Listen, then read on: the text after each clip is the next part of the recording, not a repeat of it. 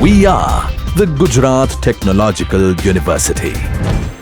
Since its inception over a decade ago, GTU has been empowering young and curating minds to realize their true potential. Over 4 lakh inspired students are enrolled with one of the premier academic universities in India.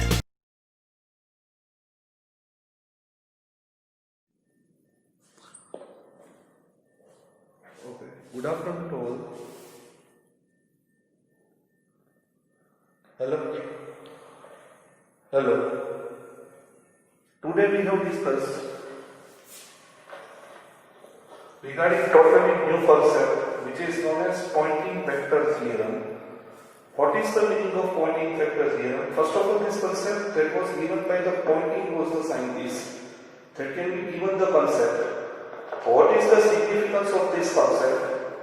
If electromagnetic wave that can be traveled from transmitter and it can be received by receiver, then what is the energy distribution or electromagnetic field or electromagnetic wave, how it contains the energy when wave transmit from transmitter to receiver? It is identified with the help of Poynting vector theorem. It is identified with the help of Poynting vector theorem. It stores the energy in electromagnetic field. It stores the energy in the electromagnetic field. Whenever electromagnetic wave transmit the power from transmitter, so it is known as EM field, or we can say electromagnetic field. There can be electromagnetic field. Wave can be traveled from transmitter to receiver. At that time, how energy will be stored in the electric field and magnetic field, it can be identified with the help of Poynting vector theorem. So P equal to E cross H. Remember that point, electric field and magnetic field always perpendicular to each other whenever traveling in the free space. Now, what is the derivation of Poynting vector theorem? So it is known as step 1. Derivation of Poynting vector theorem. Start with Maxwell equation.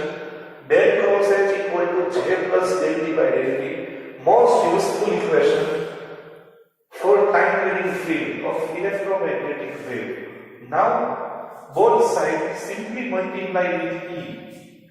So E dot del cross H equal to J dot E epsilon E del E by del T. D equal to epsilon E. Simply put D equal to epsilon E and J equal to sigma E in this equation. Now this equation that can be exist. Now assume that A equal to E and B equal to H. Assume. Why? Because we want to obtain the Maxwell equation in terms of energy distribution. Means what? We want to represent Maxwell equation in terms of representation of electric field and magnetic field, or it can be relaxed with store the energy in terms of electric field and magnetic field. So it is known as Poynting vector theorem. So we can represent entire equation in terms of electric field energy and magnetic field energy. So based on the cross product property, del dot A cross B equal to B dot del cross H minus A dot del cross B. Now put the value of A equal to E and B equal to H. So del dot E cross H equal to H dot del cross E minus E dot del cross H. E dot del cross H. Now see these two equations. Be careful to see these two equations. These two equations are similar with each other. If in equation number 2 we can make the subject of E dot del cross H, then see this equation number 2. I will write this here. I will write this here, equation number 2. See this. E dot del cross H equal to E dot del cross H equal to H dot del cross E minus minus del dot E cross H. So E dot del cross H, equation number 3 and equation number 1, compare these two equations. Compare these two equations with each other. So here we can say equation 1 is equal to equation 3. I am again repeat. See this very carefully. Equation number 1 and equation number 3 both are equal with each other. See this.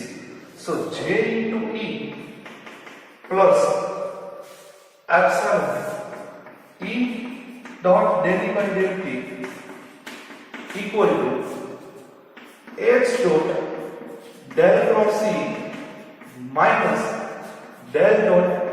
P means what? E cross H. So we can get this equation. Now again this is equation number 4. Now J into E, J equal to sigma E. So sigma E square, put this value. J equal to sigma E square epsilon E dot del E by del T equal to H dot del cross C minus del dot P. It is equation number 5. Now see this. Again Maxwell equation used. Del cross E. Basic two equation of Maxwell. Del cross H equal to J plus del E by del T and del cross E equal to minus del E by del T. So use the equation del cross E equal to minus del P divided by del T. Use this equation here. So B equal to minus mu del H by del T. So here we can put this equation sigma E square plus epsilon E dot del E by del T is equal to H dot minus mu del H by del T. Put this value here. Don't do anything. Put this value here. Minus del dot P. So this is the equation. Now if you can take from this side, so sigma E square plus H del H by del T plus epsilon E del E by del T equal to minus del dot P. This is the equation of Poynting vector theorem. Remember this point, this is known as Poynting vector P. P equal to E cross H. Already I have mentioned that. Now we want to obtain Poynting vector theorem in terms of electric field and magnetic field energy. So here see carefully H del H by del T. So here we can mention mu H del H by del T, epsilon E del E by del T. Sigma E square is equal to minus del dot P. So we would like to represent electric field and magnetic field in terms of energy. So what is the next step? Next step is that H del H by del T. So del by del T, H into H is equal to H del H by del T plus H del H by del T. Means what? Here we can use multiplication property. Be carefully see this. Here we can use multiplication property. So here 2H del H by del T. 2H del H by del T is equal to del by del T H into H. So here 1 by 2 del by del T H into H means what? H square equal to H del H by del T. See this, most important. What is the physical meaning of that? Magnetic field can be stored in terms of energy. So write down here H del H by del T equal to 1 by T del by del T H square. Similarly, we can put here 1 by 2 del by del T E square. Similarly, we can put here 1 by 2 del by del T E square here at H square. So final equation final equation, we can say, state is equation number 4, state is equation number 3.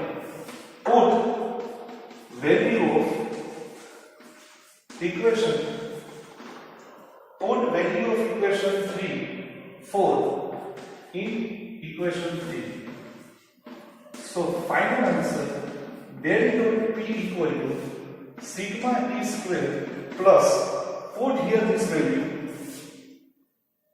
mu del by del T by 2 x square plus epsilon by 2 del by del T E square. This is the final equation. This is the final equation which indicates pointing vector theorem present in terms of point form. Pointing vector theorem present in terms of point form, and we would like to obtain in terms of integral form. So apply both side integration, here integration ds, and write all the term sigma E square plus mu by 2 del by del T x square plus epsilon by 2 del by del T E square. This is the final equation, and it indicates laws, ohmic laws. It indicates pointing vector theorem, energy stored in the magnetic field as well as electric field. Pointing vector energy that can be stored in the electric field and magnetic field, that can be indicated by this particular equation.